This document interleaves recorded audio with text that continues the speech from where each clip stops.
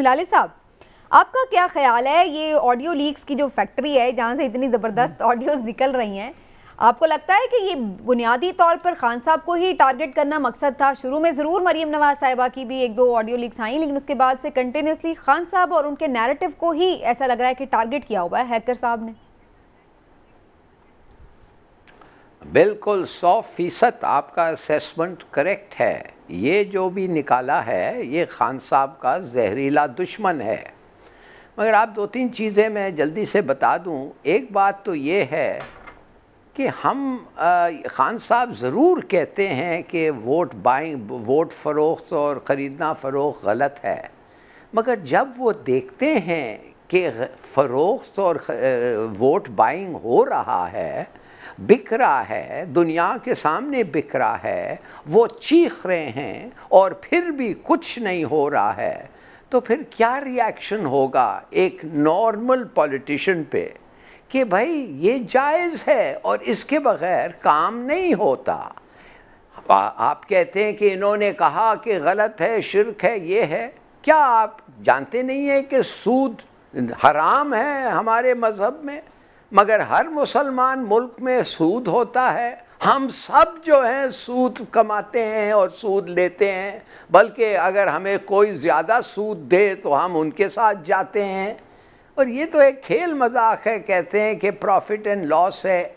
सही बात करो ना। जब आप पैसे किसी को देते हैं और ज़्यादा पैसे वापस लेते हैं, उसका नाम है सूद। आप जो भी कहते हैं वो बिजनेस कहते हैं, लॉस एंड प्रॉफिट नहीं, सूद। तो कहने की बात यह है कि जब पूरी दुनिया का खेल ऐसा ही है, इस हद तक मुनाफकत है, तो ये आदमी जब चीख रहा था कि वोट बाइंग हो रही है, कोई कुछ नहीं किया, तो उसने क्या कहा? When you can't, if you can't win, join them. Do in Rome as the Romans do. और कोई तरीका है ही नहीं। एक दूसरी बात यह है कि कौन कहता है कि ये टेप्स जेन्युइन है? इमरान खान ने आज फिर कहा है, बाद में शायद या मियांवाली में, कि ये फेक लगते हैं। मगर मैं आपको कहता हूं ये तो पक्का है कि कट है, पेस्ट है और एडिट है। ये तो सब लोग मानते हैं। अब आप मुझे बताएं कौन सा सेंटेंस, कौन सा जवाब कट, पेस्ट और एडिट है? मुझे नहीं पता। आपको मैं ये बताना चाहता हूं, आप शायद जानती होंगी कि मेरे खिलाफ जुनैद सफ्दर साहब ने through his lawyer 500,000 lakh crore अरब रुपये का केस किया कि मैंने कहा कि उनके जो डिग्रीज थे वो फेक थे। तो जब मुझे कहा गया कि आपने कहा है और लॉयर्स नोटिस आ गया है, तो मैंने कहा भाई किस अकाउंट से ये आया है? तो समीना यकीन करें कि उनका तस्वीर मेरा था, मगर वो तस्वीर इस किस्म का था जो मैंने कभी देखा नहीं था। अपना तस्वीर था मेरा, मगर आई नेवर सीन इट। एक दूसरी बात, शुक्र है कि वो उर्दू में था और मैं कभी उर्दू में ट्वीट नहीं करता। और तीसरी बात, शुक्र है कि उसने नाम जफर हिलाली के जफर HILLALY कहा, इसलिए ट्विटर ने वो अकाउंट को अलाउ किया। तो जब LL आया तो मैं लिख के उनको कहा कि मैंने ऐसी बात तो कही नहीं है, मैं उर्दू में नहीं करता, मगर ये ट्वीट भी आप देखें तो गलत है। तो क्यों नहीं मुझे इतने पैसे मिले कि आपने झूठ कहा? खैर, what I am trying to tell you is कि ये fakes everywhere, they are fakes. तो मेरे ख्याल में कम से कम फोरेंसिक एग्जामिनेशन होनी चाहिए और सवाल और जवाब को मैच करना चाहिए। और अगर जवाब में कट्स एंड पेस्ट हैं तो फिर यू कैन इमेजिन क्या कहा होगा और क्या कहा।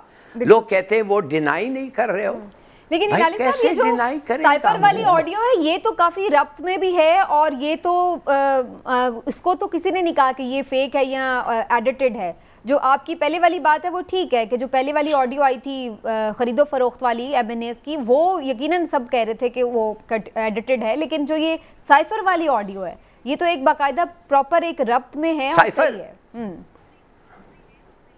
समीना, साइफर वाले ऑडिट को कोई ज़रूरत ही नहीं है। उसने क्या जवाब दिया? उसने कहा कि ये साइफर जो टेलीग्राम है हम क्यों नहीं इस्तेमाल करें, हमें धमकी दिया जा रहा है, हमारे इंटरनल अफेयर्स में इंटरफियर किया जा रहा है और मैं इसको एक्सप्लॉइट करूंगा, इस्तेमाल करूंगा अपनी आवाम के साथ और दुनिया के साथ। बताऊंगा उनको कि ये है अमेरिकनों का तरीका जब आप उनके और साथ जो उन्होंने पब्लिकली उसमें एक अपना मौक़िफ़ लिया। बिल्कुल ठीक है। हिलाली साहब आपका मौक़िफ़ आ गया। फवाद चौधरी साहब हमारे साथ मौजूद है, पीटीआई के रहनुमा, तो उनसे भी उनका भी मौक़िफ़ जानते हैं। चौधरी साहब बहुत शुक्रिया आपके वक्त का। चौधरी साहब बड़ी आज पर ऑडियो पे लीक आ रही है, वैसे आपकी अभी तक कोई नहीं आई, लेकिन क्या कहते हैं ये जो आई हैं आज 2 ऑडियोज़, कौन है ये हैकर जो अब टारगेट किया हुआ है खान साहब को ऐसे लग रहा है, और उनकी जो ऑडियोज हैं बड़ी रेलेवेंट किस्म की वो आई हैं, तो आपका क्या रिएक्शन है इसके ऊपर? देखिए, पहला तो मेरा रिएक्शन ये है कि हमारे जो एजेंसीज हैं जो रिस्पॉन्सिबल हैं प्राइम मिनिस्टर ऑफिस को की निगरानी की, उनको तो शर्म से डूब मरना चाहिए कि ऐसी लीक्स आ रही हैं जो प्राइम मिनिस्टर ऑफिस को, इसका मतलब है बग किया गया है और बाद में उसके इतने टोटे जोड़े गए या जैसे भी किया गया। लेकिन इसका तो मतलब यह है कि पाकिस्तान में कोई भी चीज़ महफूज नहीं है और पाकिस्तान के वज़ीर-ए-आज़म का दफ्तर तो ऐसे ही है जैसे कोई चौक है, और जो नेशनल सिक्योरिटी डिस्कशन हैं, जो हमारी कुछ जो सारी जो बातें हैं, तो कुछ भी महफूज नहीं है। तो मुझे तो समझ नहीं आई, एक बंदे ने रिजाइन नहीं किया, एक बंदे ने जिम्मेदारी नहीं दी है और उसके ऊपर हम कंटेंट जो है जब हम बेडरूम में या रूम में बैठ के बात करेंगे वो बात मुख्तलिफ होगी उससे जो बात आप बाहर करेंगे उसका लेजा मुख्तलिफ होगा, कंटेंट चले उसका सबसे वो हो और वो बाकी जो है वो आपको चुनाव डिफरेंट होगा। फिर आप देखें ना, आप बातें जोड़ के इधर उधर से आ रही हैं बड़ी। वैसे मेरे ख्याल में हमें एज ए पाकिस्तानी इसके ऊपर शर्म आनी चाहिए और सिविल गवर्नमेंट्स का तो बिल्कुल ही इस मुल्क में ना कोई। चौधरी साहब ये थोड़ा सा तासुर तो बहरहाल मिल रहा है आपके, अब जो रिजर्वेशंस हैं बगिंग के हवाले से वो बिल्कुल 100% उसके साथ में हम, लेकिन जो इंप्रेशन मिल रहा है वो तो ऐसे मिल रहा है कि जैसे शायद एग्जेजरेट करके एक्सप्लॉइट किया गया है। साइफर एग्जिस्ट करता है, उसमें यकीनन थ्रेटनिंग लैंग्वेज भी हो सकती है, लेकिन फिर भी खान साहब ने उसको पॉलिटिकल एडवांटेज के लिए ऐसे लग रहा है कि एक्सप्लॉइट किया है, ज़्यादा यूज़ किया है एग्जेजरेट करके। देखिए, वो तो कंटेंट आप उसका देख लें, जब आप कंटेंट के ऊपर आएगा और कंटेंट देखेंगे तो ये कहने के लिए कि नहीं ये कंटेंट जो है वो रूटीन है और कोई इसमें ऐसी बात नहीं है। अगर ये कंटेंट उसका जो है वो एडमिटेड है कि पाकिस्तान का जो वज़ीर-ए-आज़म है ये अगर आप बदलेंगे तो हम आपसे ताल्लुकात रखेंगे, नहीं बदलेंगे तो आपको हम तन्हा कर देंगे, तो ये तो देखिए ये तो कंटेंट के ऊपर है और हर शख्स अपना दिमाग इस्तेमाल करेगा और अपना फैसला करेगा कि ये कंटेंट उसके लिए नॉर्मल है, ये एबनॉर्मल है। हम इसे एबनॉर्मल समझते हैं और जाहिर है कि हम एक पॉलिटिकल पार्टी है, एनजीओ तो नहीं है, तो हमने अपने लोगों को कम्युनिकेशन करनी है और वो कम्युनिकेशन होगी। लेकिन बहरहाल मेरे ख्याल में तो बहुत ही शर्मिंदगी का मुकाम है, बहुत ही फवाद चौधरी साहब आपने बिल्कुल ठीक कहा, बड़ी शर्मिंदगी का मुकाम है। तो बतौर एक सियासी कारकुन के आप क्या समझते हैं कि इस तरह की ऑडियो से सियासत को कोई नुकसान भी पहुंच रहा है कि नहीं?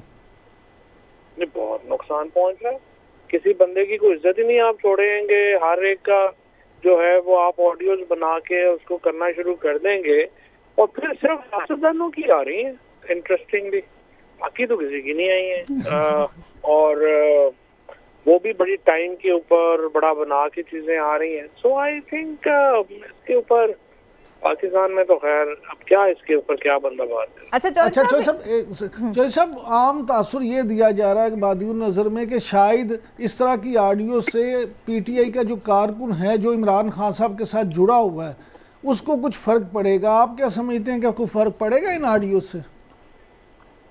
देखिए, इससे पीटीआई इमरान खान को तो फ़र्क ना पड़े, पाकिस्तान को तो बड़ा फ़र्क पड़ गया है और मेरे ख्याल में जो हमारा कोई एक थोड़ा इज्जत थी कि जी ये कोई एक एटमी ताकत है और हमेशा हमारा वैसे तो एक रिस्पॉन्सिबल स्टेट के तौर पे लिया जाता है कि जिसकी एजेंसीज फैसले करती हैं, इलेक्टेड लोगों की, अवाम की कोई इज्जत नहीं है, उस तासुर को मजीद इससे हवा मिलेगी।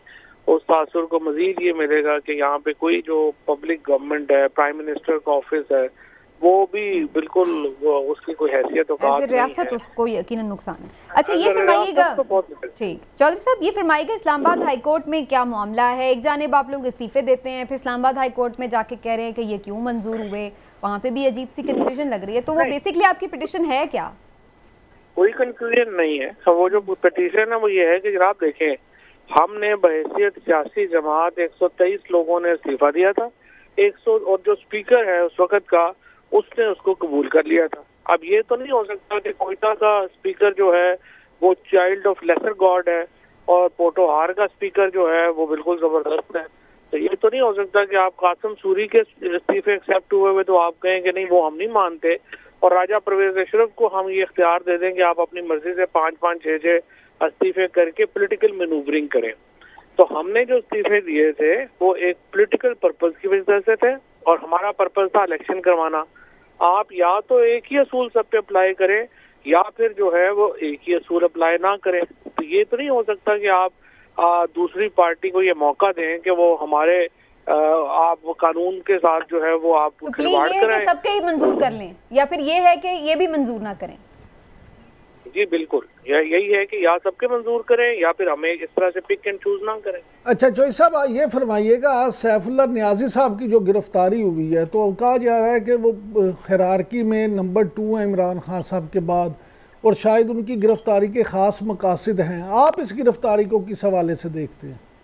मैं तो समझता हूँ जी बौखलाए हुए हैं और अभी तो लॉन्ग मार्च की डेट आई नहीं है तो इन्होंने इस तरह की हरकतें शुरू कर दी हैं और ये एक इस वक्त बौखलाहट का सबूत है जो कि इन्होंने दिया है। अब इसमें देखते हैं कि ये कैसे। अच्छा चौधरी साहब एक आपसे क्वेश्चन है मेरा कि ये जो आपके कमेंट्स हैं ख़ासतौर पर जो आपने काशिफ अब्बासी साहब के शो में दिए कुछ पश्तूनों से रिलेटेड, तो बहुत सारे लोग इसको कह रहे हैं कि इस पर आपको माफ़ी मांगनी चाहिए, ये स्टीरियोटाइप किस्म का आपने दिया है। पेड लोग इस तरह की बातें कर रहे हैं, आप तो नहीं में उस ग्रुप में शामिल, आप क्यों शामिल होना चाहती? नहीं जैसे काशिफ अब्बासी साहब ने अगले दिन आके अपॉलॉजी की। ये सिर्फ वो लोग बातें कर रहे हैं जो मीडिया स्ट्रेटजी सेल से पैसे ले रहे हैं, आप लोग वो नहीं है।